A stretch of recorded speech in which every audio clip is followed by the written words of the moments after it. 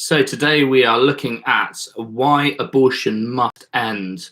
Now we're in the midst of the coronavirus crisis. We have the British Pregnancy Advisory Service, the abortion lobby in the United Kingdom, trying to manipulate the coronavirus bill in the United Kingdom to further their aims of having abortions at home, of having one doctor sign for an abortion. But ultimately, we live in a society where abortion must end. And despite these political manipulations at the moment, abortion must end because it ends the life of an unborn child. Now, throughout history, abortion has not been part of the narrative of most nations. It was only introduced in 1917 in Russia, and it's gradually been legalized to almost every country around the world. But ultimately, abortion is not part of God's plan for love and life. And we can live in a society that is free of abortion. We do not have to live in a country that kills its unborn children. And the innocence, the blood of innocent children is shed through abortion. Now, this is what I am working for towards the ending of abortion in society. And that seems an insurmountable dream at the moment compared to the 200,000 plus abortions that happen in the United Kingdom every day. But what's exciting about this world is you can participate in a part of the pro-life movement. You can participate in God's work in helping to save lives one person at a time. And you can get involved in the pro-life movement. There's like the political, the prophetic, the pastoral wings of the pro-life movement, helping with crisis pregnancy centres, involved in prayer, involved in political action. Whatever part you use your talents and treasures towards helping and serving, this is a great movement. And for such a time as this, the abortion crisis has never been so big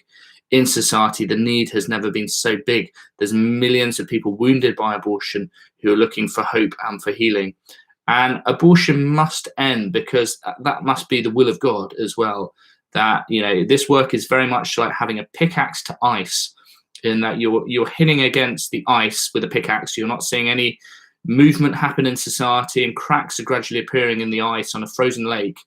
And you keep on using that pickaxe against the ice. You don't see progress, and then suddenly the entire ice pack on top of that frozen lake is going to crack and collapse. And abortion will come to an end.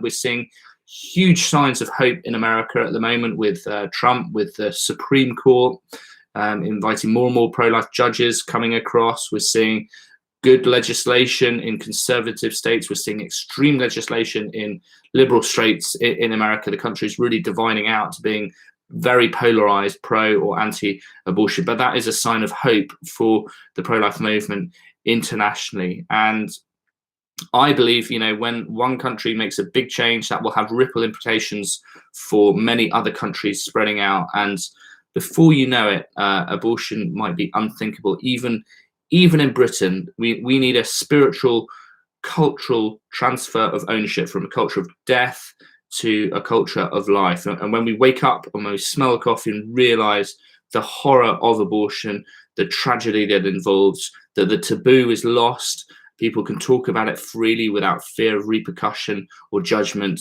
And God's mercy is able to be more freely available to those who've had an abortion, who have hidden that experience for 10, 20 years, when hope and healing is easily available at hand, and also when help is easily available for those in crisis pregnancy.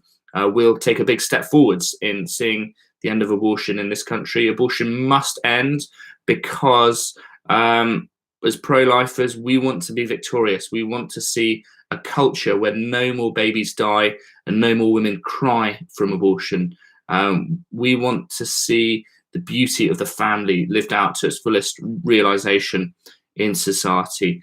And we no longer want to be in that crisis zone of abortion. We want to see hope instead of women making that tragic decision and potentially having a lifetime of regrets after an abortion. So first of all, know that you can be part of the pro-life movement. You can do something tangible to be part of pro-life efforts in the world.